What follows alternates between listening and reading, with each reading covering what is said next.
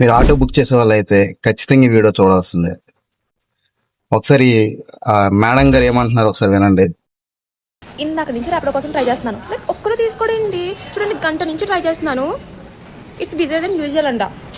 అక్కడక్కడనే కదా తిరుగుతున్నారు. పోనీ ఏమన్నా రైడ్ ఉందా అంటే లేదు. ఇతనైతే ఒకడైతే అటు వెళ్తున్నాడు, ఇటు అవుతున్నాడు, ఖాళీగా తిరుగుతున్నాడు. మళ్ళీ ఇంకొకరైతే 12 minutes చూపించింది. ఇంకో 1 minute రీచ్ అవుతాడనిగా క్యాన్సిల్ చేస్తాడు. ఫ్రీగా ఏం కాదు కదా, మనీ ఇస్తున్నాం కదా, తీసుకోవచ్చు కదా బ్రో ఎవరన్నా అని. విన్నారా మేడం? డబ్బులు ఇస్తాను ఊరికనే రావట్లేదు కదా అంటున్నారు మేడం. మేడం ఒకప్పుడు అమౌంట్ అనేది బాగా వచ్చేది, ఇప్పుడు కేవలం 12 రూపాయలు చొప్పున వస్తుంది. అంటే ఆ వచ్చే అమౌంట్ గ్యాస్ కనుక డీజిల్ కనుక అసలు దేనికి సరిపోవడం లేదు. 10 కిలోమీటర్లకి 150 రూపాయలు ఏంటి మేడం? 10 కిలోమీటర్లకి దగ్గర దగ్గర 180-200 రావాలి మేడం. కానీ ఎంత వస్తుంది? 150 రూపాయలు వస్తుంది. అటువంటిది ఏ లెక్కన అనేది ఆటో తోలుతాం మేడం? మీరు చెప్పండి. మీరేమో ఏమైనా అమౌంట్ తక్కువ వస్తే మేడం అమౌంట్ తక్కువ వచ్చింది, కొద్దిగా ఎక్స్ట్రా ఏమైనా చూసిస్తారా అనుకుని అంటే ఇప్పుడు వచ్చే రేటే మేము ఇప్పుడు అలాగే ఇస్తాం. నేను 5 సంవత్సరాల నుంచి బుక్ చేస్తున్నాం, 3 సంవత్సరాల నుంచి బుక్ చేస్తున్నాం మేడం. మేము 3-4 సంవత్సరాల నుంచి మేము చేస్తున్నాం మేడం. మాకు ఎప్పుడు రేట్లు తగ్గుతున్నాయి, ఎప్పుడు పెరుగుతున్నాయని మాకు తెలుసు.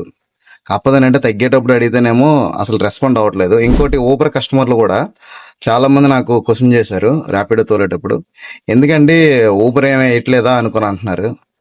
ఆ ఇచ్చే రేట్లు ఏం తోలుతాం మేడం?